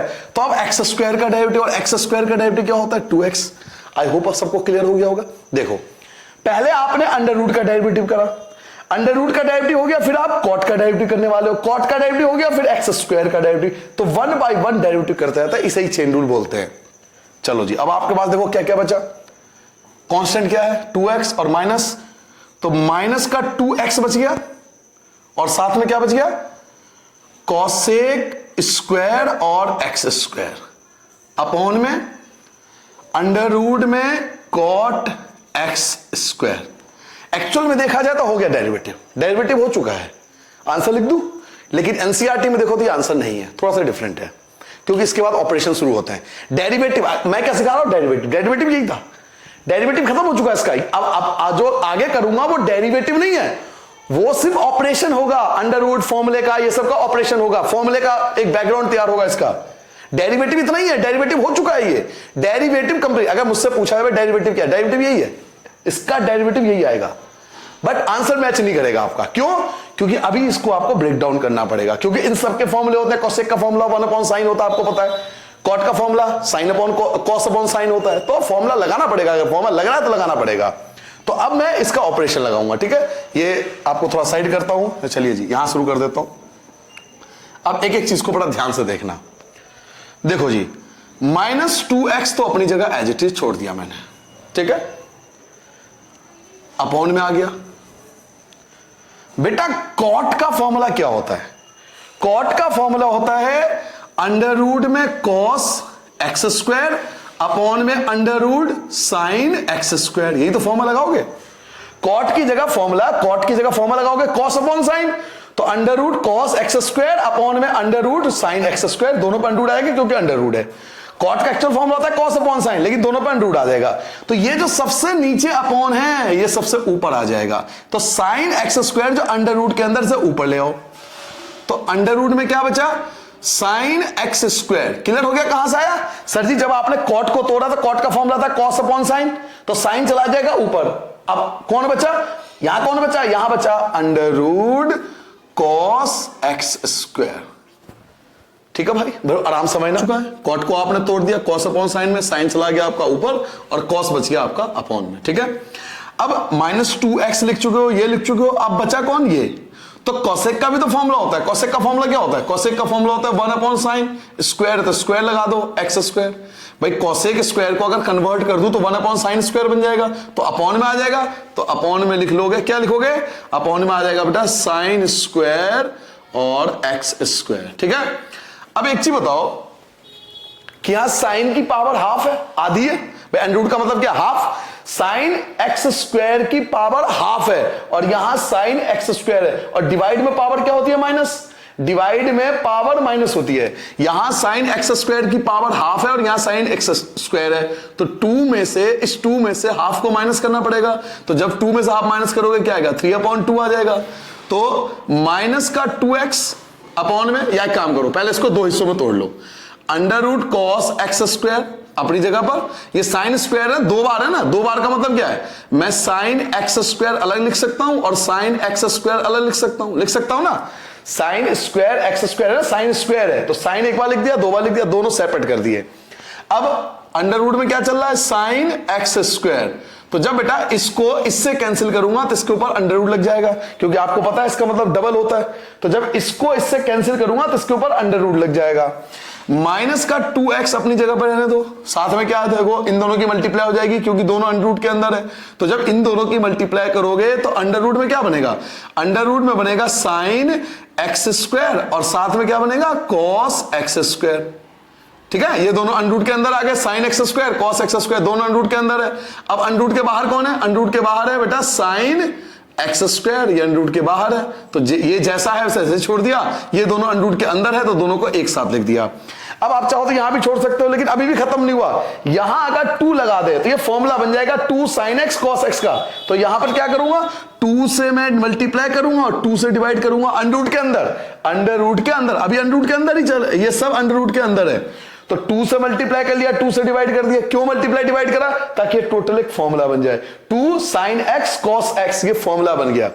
तो माइनस का 2x तो अपनी जगह पर है, ये जो अंडर रूट 2 है वो भी सबसे ऊपर आ जाएगा, तो इनटू में अंडर रूट 2 पहुंच गया, ये जो 2 है ना अंडर रूट के अंदर ये भी ऊपर आ जाएगा, तो under root 2 sin x cos x formula किसका होता है, ये फॉर्मूला होता है sin 2x का, sin 2x, x क्या है आपका x स्क्वायर, तो ब्रैकेट के अंदर क्या बन गया बेटा sin 2x square, 2 sin x cos x formula होता है sin 2x का, तो sin 2x x की जगह ये लिख देंगे, और साथ में कौन बचेगा, साथ में आपका बचेगा sin और ब्रैकेट में एक्स स्क्वायर, तो ये जो होगा बेटा ये आपका रिक्वायर्ड आंसर होगा। कहने का मतलब एक क्वेश्चन को यहां नहीं छोड़ना, जब तक वो सॉल्व हो रहा है, जैसे यहां तक आपका आंसर आ चुका था, फिर आपने इसको ब्रेक डाउन किया, कैसे ब्रेक डाउन किया, देखो कॉट को तोड़ दिया किसमें, कॉस अपॉन साइन में, तो साइन आपका ऊपर आ गया और कॉस आपका अपॉन में आ गया, कॉसेक को तोड़ दिया 1 अपॉन साइन में, अपॉन साइन में, अब ये साइन स्क्वायर है तो एक साइन अलग कर लिया, एक साइन अलग कर दिया, साइन से साइन को कैंसिल करोगे तो अंडर रूट आ जाएगा, अब ये दोनों अंडर रूट में तो दोनों को एक साथ लगा दिया, 2 से डिवाइड कर दिया, 2 से मल्टीप्लाई कर दिया, ये जो 2 है अंडर रूट के अंदर है ये ऊपर ले जाएगा तो अंडर रूट 2 ऊपर आ जाएगा बेटा, इसकी मल्टीप्लाई करोगे 2 sin x cos x का फॉर्मूला जाएगा sin 2x का, और ये साथ में ऐसे रहेगा, तो ये जो आपका होगा वो रिक्वायर्ड आंसर आएगा। तो इस प्रकार से क्वेश्चन नंबर 7 को करना है, ध्यान से नोट करना, अगर आप इस मेथड से करोगे तो आपका मैच आंसर करेगा, आप अगर यहीं पे अगर छोड़ दोगे तो आपके मार्क्स कट सकते हैं, क्योंकि आगे भी सॉल्व हो रहा है। ठीक है, नोट करो, फिर नेक्स्ट क्वेश्चन पे आते हैं। बेटा क्वेश्चन नंबर 8 पे आता है। क्वेश्चन नंबर 8 देखो बहुत सिंपल सा क्वेश्चन है, इसमें फिर से वही लिखोगे, differentiate with respect to x, क्योंकि x वेरिएबल है तो y का डेरिवेटिव क्या होगा बेटा, dy अपॉन में dx। अब पहले किसका, cos का डेरिवेटिव करेंगे, पहले cos का डेरिवेटिव करेंगे, cos का डेरिवेटिव क्या होता है, माइनस साइन और अंडर रूट x की जगह अंडर रूट x, क्योंकि अभी आपने केवल cos का डेरिवेटिव करा है, पहले फंक्शन का डेरिवेटिव करा है, अभी दूसरे फंक्शन पे बाद में पहुंचेंगे। अब डेरिवेटिव करेंगे किसका, दूसरे फंक्शन का, दूसरा फंक्शन क्या है, अंडर रूट एक्स, अब इसका डेरिवेटिव करेंगे, तो जब आप माइनस साइन की जगह minus sine under root X as it is लिखोगे, ठीक है, minus sine under root X as it is लिख दिया आपने। अब अंडर रूट एक्स, अब अंडर रूट एक्स का मैं आपको डेरिवेटिव बार बार बता रहा हूं, इसे याद कर लो, आपको याद करना पड़ेगा। अंडर रूट एक्स का डेरिवेटिव होता है 1/2 अंडर रूट एक्स, क्योंकि आप पूरे चैप्टर में यूज करना है इसको, तो अंडर रूट एक्स का डेरिवेटिव क्या होता है, 1/2 अंडर रूट एक्स, इसकी मल्टीप्लाई 1 से करोगे तो माइनस का साइन अंडर रूट एक्स आ जाएगा, अपॉन में आ जाएगा 2 अंडर रूट एक्स, और ये जो होगा वो आपका रिक्वायर्ड डिफरेंशिएशन होगा क्वेश्चन नंबर 8 का। ठीक है बेटा, नोट कर लिया सबने, बड़ा सिंपल सा क्वेश्चन था, पहले आपने कॉस का डेरिवेटिव कर दिया, फिर अंडर रूट एक्स का डेरिवेटिव कर दिया, अंडर रूट एक्स का डेरिवेटिव हो गया, ये ऊपर आ जाएगा और ये नीचे आ गया। ठीक है, मिटाता हूं। अब आता है बेटा क्वेश्चन नंबर 9। हाँ जी बेटा, अब आता है बेटा क्वेश्चन नंबर 9 एंड 10 पे। क्वेश्चन 9 और 10 जो है वो बेसिकली डिफरेंशिएबल का क्वेश्चन है, मतलब हमें ये बताना है कि कोई फंक्शन डिफरेंशिएबल है या नहीं है, उसको डेरिवेटिव किया जा सकता है या नहीं किया जा सकता। तो कोई फंक्शन डिफरेंशिएबल होगा या नहीं होगा ये कैसे डिसाइड होगा, इसके लिए आपके बुक में थ्योरम नंबर 3 दिया हुआ है। थ्योरम नंबर जो 3 है बेटा वो क्या कहता है, जरा ध्यान से सुनना। वो ये कहता है कि कोई भी फंक्शन डिफरेंशिएबल है या नहीं है, इसके लिए आपको 2 चीज फाइंड करना पड़ेगा।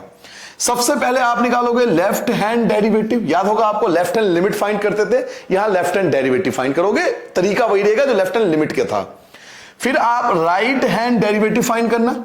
अगर ये दोनों इक्वल आ जाता है, left hand derivative and right hand derivative, अगर ये दोनों इक्वल आता है तो वो डिफरेंशिएबल होगा, और अगर ये दोनों इक्वल नहीं है तो डिफरेंशिएबल नहीं होगा। तो पहले तो अपनी फेयर कॉपी में कॉन्सेप्ट जरूर लिख लेना कि डिफरेंशिएबल के लिए दो चीज इक्वल होना चाहिए। क्या क्या इक्वल होना चाहिए? Left hand derivative and right hand derivative. अगर ये इक्वल है तो डिफरेंशिएबल है, इक्वल नहीं है तो डिफरेंशिएबल नहीं है। अब इसके लिए एक फॉर्मूला भी यूज करना पड़ेगा, और ये फॉर्मूला कहीं ना कहीं हम पहले भी पढ़ चुके हैं, फर्स्ट प्रिंसिपल के नाम से जानते हैं। तो डिफरेंशिएबल प्रूफ करने के लिए बेटा आपको एक फॉर्मूला यूज करना पड़ेगा। फॉर्मूला ये है कि एफ एक्स माइनस का एफ सी। अब ये सी क्या है? सी वो कांस्टेंट है, वो आर्बिट्री कांस्टेंट है जिस पर हमें चेक करना है कि डिफरेंशिएबल है या नहीं है। इसलिए हम यहां पर ये भी लिख देंगे limit x approaches to c। c वो कांस्टेंट है, वो नंबर है, वो आर्बिट्री कांस्टेंट है जिस पे चेक करना है कि डिफरेंशिएबल है या नहीं है। जैसे आपसे बोलेगा कि प्रूव करो कि 1 पर डिफरेंशिएबल है, तो 1 क्या है? 1 आर्बिट्री कांस्टेंट है। 2 पे चेक करो तो 2 क्या है? आर्बिट्री कांस्टेंट है। अपॉन में x माइनस c पे हमें चेक करना होगा कि डिफरेंशिएबल है या नहीं है। तो पहले तो आपको ये पूरा कॉन्सेप्ट नोट करना है कि कभी भी क्वेश्चन अगर एग्जाम के अंदर डिफरेंशिएबिलिटी की आए कि भाई आपको प्रूव करना है कि डिफरेंशिएबल है या नहीं है, तो आपके दिमाग में आना चाहिए कि पहले लेफ्ट हैंड डेरिवेटिव निकालना है, फिर राइट हैंड डेरिवेटिव निकालना है। दोनों इक्वल आ जाए तो डिफरेंशिएबल है, दोनों इक्वल नहीं है तो डिफरेंशिएबल नहीं है। और ये left hand derivative right hand derivative निकालेंगे किससे? इस वाले फॉर्मूले से। इस वाले फॉर्मूले से डिसाइड करेंगे कि दोनों इक्वल है या नहीं है। तो पहले कॉन्सेप्ट नोट करो, फिर क्वेश्चन नंबर 9 पे आता हूं। नोट कर लिया सबने? पहले कॉन्सेप्ट, बस छोटा सा कॉन्सेप्ट है, नोट कर लो, फेयर कॉपी में नोट होना चाहिए। ठीक है, मिटा दूं? चलिए अब देखिए क्वेश्चन नंबर 9 कैसे करेंगे। क्वेश्चन नंबर 9 देखो बेटा, आपके स्क्रीन पर आ गया बेटा। क्वेश्चन नंबर 9 पढ़ो, क्या कह रहा है आपसे? आपको प्रूव करना है कि आपको एक फंक्शन गिवन है, प्रूव दैट द फंक्शन। आपको जो फंक्शन गिवन है, फंक्शन क्या गिवन है? क्वेश्चन नंबर 9 हमें फंक्शन दिया हुआ है मॉडुलस x माइनस 1 मॉडुलस के फॉर्म में, और x belongs to real number, is not differentiable. हमें पहले ही बोल दिया कि नॉट डिफरेंशिएबल है। तो आपके ब्रेन में एक बात तो क्लियर हो जानी चाहिए कि जब वो खुद बोल रहा है कि not differentiable, it means left hand derivative and right hand derivative equal नहीं होगा। क्लियर हो गया? अभी मैंने आपको कॉन्सेप्ट समझाया था कि डिफरेंशिएबिलिटी के लिए left hand derivative right hand derivative equal होना चाहिए। वो क्या कह रहा है? Not differentiable. नॉट डिफरेंशिएबल का मतलब क्या है? कि left hand derivative and right hand derivative आपका इक्वल नहीं आएगा। ठीक है, तो ये तो पता लगा कि दोनों इक्वल नहीं आएंगे। अब कैसे करेंगे? तरीका देखो, मैं आपको बताता हूं। क्योंकि आपके पास मॉडुलस के फॉर्म में दिया हुआ है तो इसको दो हिस्सों में तोड़ सकता हूं। एक आएगा बेटा x माइनस 1, पॉजिटिव आएगा। पॉजिटिव कब आएगा? जब x की वैल्यू 1 से बड़ी होगी, या 1 होगी, या 1 के इक्वल होगी, या 1 से बड़ी होगी। क्यों? अगर 1 से ग्रेटर होगी, अगर 1 से ग्रेटर वैल्यू होगी, जैसे 2 में से 1 घटाओ प्लस का आएगा, 3 में से 1 घटाओ 2 प्लस का आएगा, पॉजिटिव आएगा। तो अगर x की वैल्यू 1 से ग्रेटर है तो प्लस की वैल्यू, पॉजिटिव वैल्यू आएगी। और माइनस कब आएगी? अगर x की वैल्यू लेस देन 1 होगा। लेस देन 1 मतलब 0 पुट करो, 0 में से -1 करो, माइनस का आएगा ना, इसलिए नेगेटिव। तो पॉजिटिव कब आएगा? जब x की वैल्यू ग्रेटर देन 1 होगी। और नेगेटिव कब आएगा? जब x की वैल्यू लेस देन 1 होगी। तो दो फंक्शन तैयार हो गए। इसमें ये वाला पार्ट जो होगा वो आपके लिए लेफ्ट हैंड डेरिवेटिव। याद करो, लेफ्ट हैंड लिमिट आपको पहले कौन सा समझाया था, कैसे पता करते हैं? लेस देन 1 है तो लेफ्ट हैंड डेरिवेटिव, और ये ग्रेटर देन 1 है तो ये राइट हैंड डेरिवेटिव के लिए आपका यूज होगा। और हमें चेक कितने करना है? 1 पर। 1 पे बताना है। तो ये 1 लिख लिया, 1 माइनस एच 1 प्लस एच। पहले ही पूरा सब कुछ तैयार कर लिया मैंने। देखो, जब मैंने आपको लिमिट समझाया था तब भी यही स्टेप समझाया था आपको, यही तरीका समझाया था, कुछ चेंज नहीं करा मैंने कहा था पहले आप left hand limit right hand limit decide कर लेना। यहां left hand limit left hand derivative right hand derivative decide कर लिया। फिर हम ये छोटा सा लाइन नंबर लाइन बनाते थे कि लेफ्ट हैंड हो तो माइनस कर देना, राइट हैंड हो तो प्लस कर देना, यही चीज करते थे। तो दो स्टेप फिर से मैंने वही कर लिया। अब स्टार्ट करते हैं फॉर्मूले से। फॉर्मूले में कैसे पुट करते हैं ध्यान से देखो बेटा, एफ डैश एक्स का फॉर्मूला है limit X approaches C F X minus का एफ सी माइनस का एक्स माइनस एच, यही फॉर्मूला था। अब हमें लेफ्ट हैंड डेरिवेटिव चेक करना है। लेफ्ट हैंड डेरिवेटिव कितने पे चेक करना है? 1 पर चेक करना है। तो चलिए 1 पर लेफ्ट हैंड डेरिवेटिव चेक करते हैं बेटा। लेफ्ट हैंड पे 1 के लेफ्ट मतलब 1 माइनस एच, ये वैल्यू आपको पुट करनी है। तो आप सबको याद होगा कि x जो है वो रिप्लेस कर देता है h को। याद करो, x रिप्लेस कर देता है h को, h अप्रोचेस टू 0। नेगेटिव क्या साइन रिप्रेजेंट करता है? कि आप लेफ्ट हैंड डेरिवेटिव फाइंड कर रहे हो। f की जगह f रहेगा, x नहीं लिखोगे। याद करो, x की जगह क्या सिखाया था? x की जगह ये लिखोगे क्या? 1 minus H minus F C क्या है? सी क्या था? कांस्टेंट वैल्यू क्या था? 1 पे चेक करना है तो 1 आ जाएगा। x नहीं लिखेंगे, x की जगह क्या लिखेंगे? 1 माइनस एच और माइनस एच। x की जगह क्या लिखोगे 1 माइनस का h, 1 माइनस h जो ये वाली वैल्यू थी, तो बेटा यहाँ c आएगा, सॉरी c आएगा और c की जगह 1 आएगा, ठीक है। फॉर्मूला यहाँ c लगा देना बेटा, x माइनस c आएगा। तो x की जगह x 1 माइनस h और c की जगह 1 आ गया, क्योंकि 1 पे चेक करें, 1 एक आर्बिट्रेरी कांस्टेंट है। चलिए जी, लेफ्ट हैंड डेरिवेटिव सॉल्व कर रहा हूं, ध्यान से देखना बेटा, मैं लेफ्ट हैंड डेरिवेटिव यहां से सॉल्व कर रहा हूं, ठीक है। लेफ्ट हैंड डेरिवेटिव, पहले आप लेफ्ट हैंड डेरिवेटिव फाइंड कर रहे हो, तो लेफ्ट हैंड डेरिवेटिव ये हो गया, साइन रिप्रेजेंट कर दिया भाई, नेगेटिव का मतलब लेफ्ट हैंड डेरिवेटिव। अब इसको फंक्शन में पुट करो, लिमिट h अप्रोचेस 0 माइनस, भाई कौन सा फंक्शन लोगे लेफ्ट हैंड डेरिवेटिव के लिए, कौन सा फंक्शन लूंगा, तो ये वाला फंक्शन लूंगा, तो क्या लिखूंगा, माइनस लगाऊंगा पहले। अब लिखा हुआ x, तो x की जगह क्या रिप्लेस कर दूंगा, 1 माइनस h, यही तो करते थे लिमिट में, तो यही करते थे, x की जगह रिप्लेस करते थे, तो x की जगह 1 माइनस h आ गया, -1 की जगह -1 एज इट इज आ गया, माइनस, ये माइनस है ना, तो माइनस। अब हमें x की जगह 1 रखना है, x की जगह 1 रखना है, f1 का मतलब x की जगह 1, तो जब x की जगह 1 रखोगे, 1 में से 1 गया 0, तो 0 लगा दो, अपॉन में आ जाओ, अपॉन में इसको तोड़ोगे, क्या लिखोगे 1 माइनस h माइनस 1, 1 से 1 कैंसिल हो गया, लिमिट h अप्रोचेस 0 माइनस, क्योंकि लेफ्ट हैंड डेरिवेटिव फाइंड कर रहे हैं, 1 से 1 आपका कैंसिल हो जाएगा, माइनस और माइनस प्लस h, वो तो 0 है, अपॉन में माइनस h, ठीक है बेटा, h से h आपका कैंसिल हो गया, -1 आ गया, तो लेफ्ट हैंड डेरिवेटिव आपका -1 आ गया। पहला पार्ट हो गया, क्लियर हो गया, कोई दिक्कत तो नहीं। लेफ्ट हैंड डेरिवेटिव आपने फाइंड कर लिया, अब हमें क्या फाइंड करना है, राइट हैंड डेरिवेटिव। पहले लेफ्ट हैंड डेरिवेटिव, ये पूरा लेफ्ट हैंड डेरिवेटिव -1 आ गया, अब राइट हैंड डेरिवेटिव इसी में चेंज कर देता हूं मैं मान लो यहां राइट हैंड डेरिवेटिव आपको फाइंड करना है, तो फॉर्मूला तो सेम रहेगा, फॉर्मूला चाहो तो नहीं भी लिखो तो चल जाएगा, फॉर्मूला ये फॉर्मूला ही तो है, एक बार लिख दोगे बहुत है, यहां से स्टार्ट कर देना। तो राइट हैंड डेरिवेटिव में क्या होगा, 0 प्लस, यहां प्लस आ जाएगा, और राइट हैंड डेरिवेटिव में क्या रिप्लेस करते हैं, 1 प्लस h को रिप्लेस करते हैं, तो x की जगह 1 प्लस h आएगा, यहां 1 आएगा, यहां 1 प्लस h आएगा, -1 एज इट इज रहेगा भाई, x की जगह 1 प्लस h, c की जगह तो 1 ही आएगा क्योंकि c पे चेक कर रहे हैं, x की जगह 1 प्लस h, c की जगह 1 क्योंकि 1 पे चेक कर रहे हैं, ठीक है। अब इसको राइट हैंड डेरिवेटिव में पुट करना है, राइट हैंड डेरिवेटिव आपका ये है, तो इसको वैल्यू पुट करो, तो जैसे ही आप इसके अंदर वैल्यू पुट करोगे तो क्या लिखोगे, लिमिट h अप्रोचेस 0 प्लस, अब x की जगह मुझे क्या लिखना चाहिए, x की जगह मुझे लिखना चाहिए 1 प्लस h, x की जगह हो गया -1, तो -1 हो गया, माइनस, अब x की जगह 1, x की जगह 1 रखना है, तो जब x की जगह 1 रखोगे, 1 में से 1 घटाओगे तो 0 हो जाएगा, अपॉन में आ जाओ, अपॉन में क्या लिखोगे बेटा, 1 प्लस h, ये एज इट इज रहेगा, माइनस का 1, 1 से 1 कैंसिल हो गया आपका, लिमिट h अप्रोचेस 0 प्लस, यहां क्या बचा h, वो तो 0 है, उसे छोड़ दो, क्या बचा h, 1 से 1 कैंसिल हो गया, यहां भी क्या बचा h से h कट गया, क्या बचा 1। अब आपने क्या देखा, आपका लेफ्ट हैंड डेरिवेटिव क्या आया था, -1, और राइट हैंड डेरिवेटिव क्या आया, +1, so left hand derivative is not equal to right hand derivative. अब ये जब दोनों इक्वल नहीं होते तो क्या बताया था, इट इज नॉट डिफरेंशिएबल, तो क्या लिखोगे, it is not differentiable at x equal to 1, कि 1 पर ये डिफरेंशिएबल नहीं है।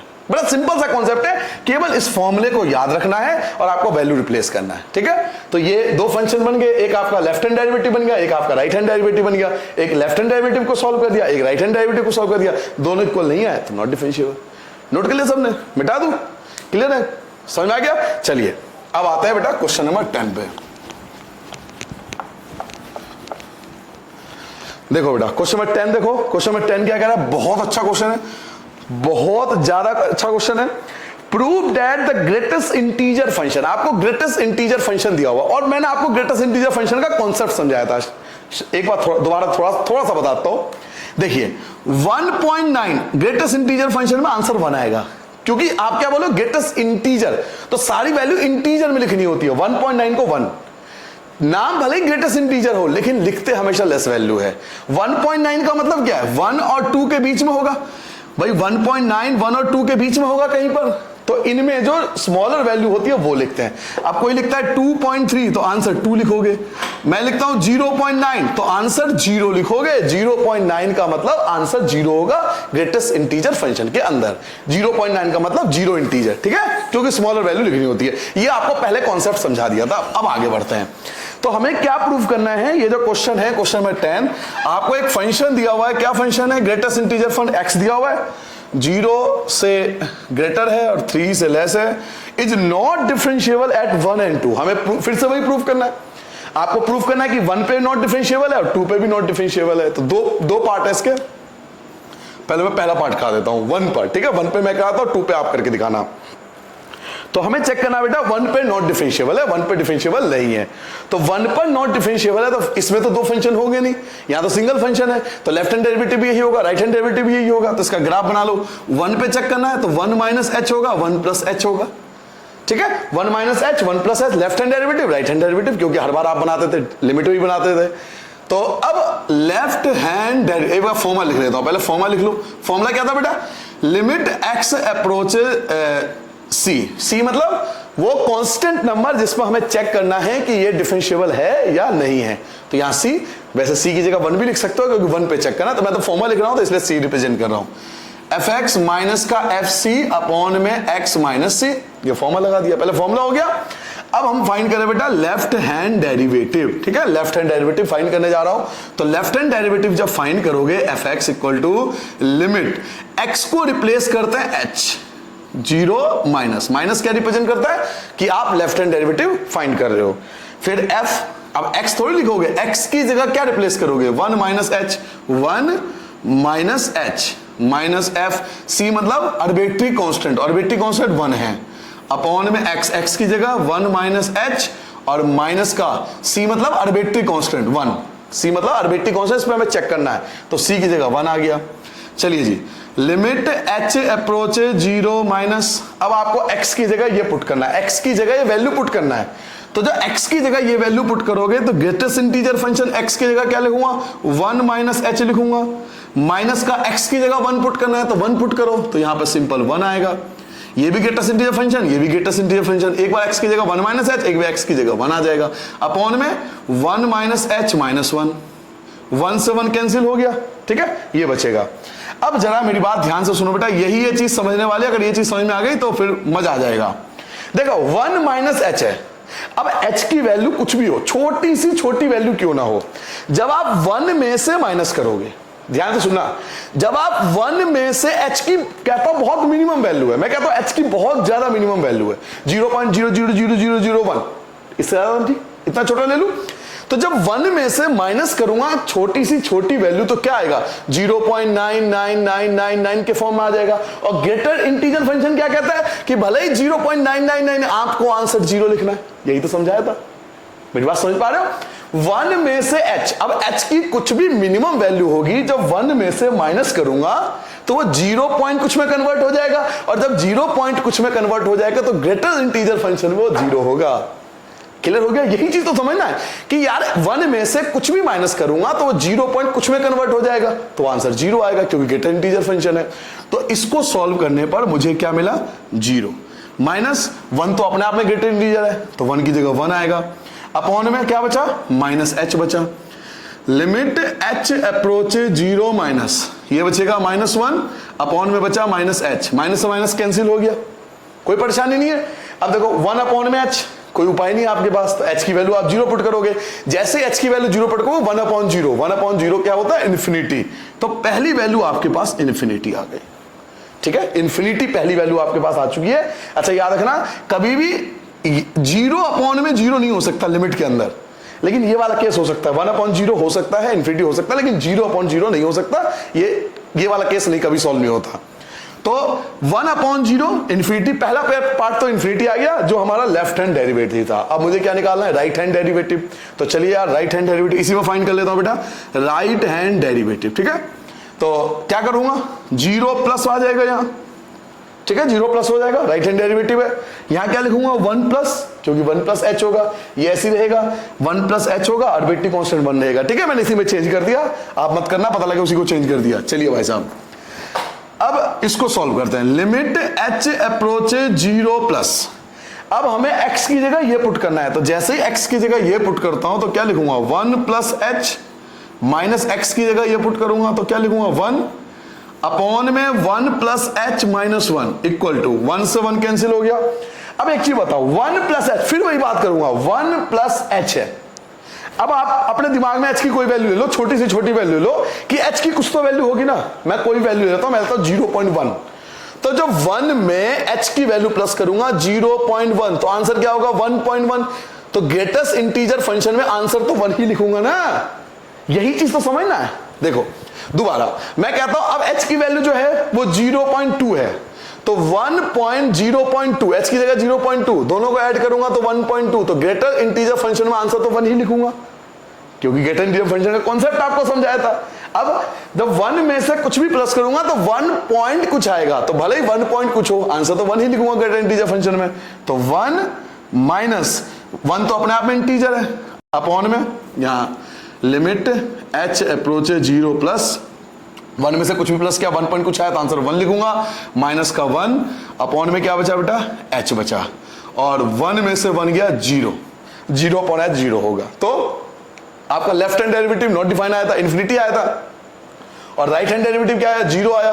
तो आप लिख सकते हो ना, क्या लिख सकते हो कि left hand derivative is not equal to right hand derivative, hence it is not differentiable at x equal to 1। ठीक है बेटा, तो 1 वाला कॉन्सेप्ट तो मैंने कहा दिया, 1 पे नॉट डिफरेंशिएबल। आप 2 पे करके देखा ना, कमेंट करके बताना कि सर 2 पे हुआ या नहीं हुआ। नहीं हुआ तो पूछ लेना, ये नहीं बोर्ड है, मैं आपको बार बार कह रहा हूं 12th क्लास है।